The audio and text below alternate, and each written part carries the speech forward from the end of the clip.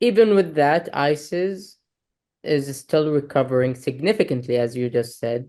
Uh, what are the reasons? So, I mean, there are a number of reasons for ISIS's recovery.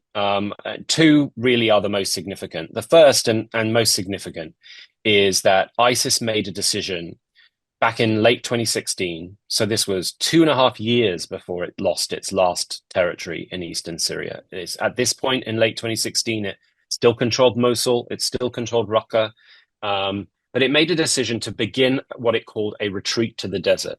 In other words, ISIS was aware that it was going to lose all of its territory at some point, and that it needed to take steps to allow the movement to survive at some point in the future.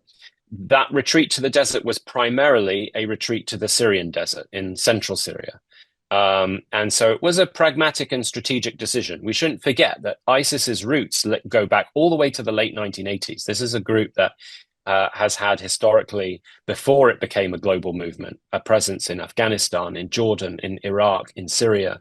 ISIS has existed for far longer without any territory under its control than it has with territory under its control. So it's very well versed. It has that kind of historical context, and it has learned lessons.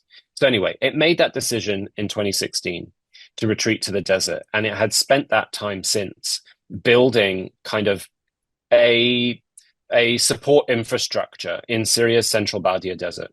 And the desert also happens to be an area that the regime has been more or less either unwilling or incapable of governing or controlling from a security perspective.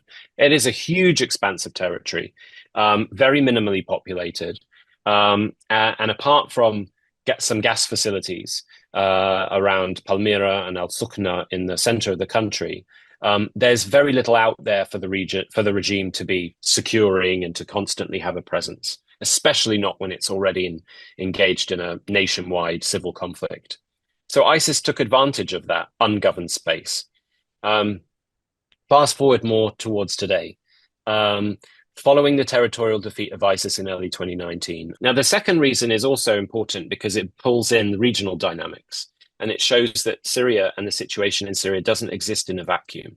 The second reason is from the period immediately after the October the 7th attack last year up until February 2024, Iranian proxies launched over 150 attacks on US troops in Iraq and in Syria.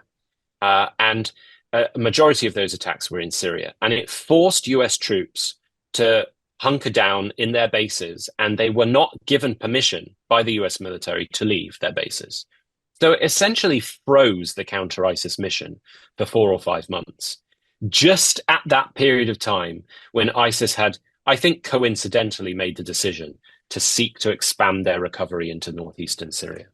But they suddenly found this, sort of almost welcoming environment because the US military wasn't able to operate. And that really, I think I would describe that as putting ISIS's recovery on steroids. It really surged the recovery because they didn't face resistance. They couldn't. Now, finally, we are where we are now, where ISIS has significantly resurged. The US has significantly intensified its counter-ISIS operations in the last couple months, including for the first time carrying out very heavy airstrikes in the regime-held central desert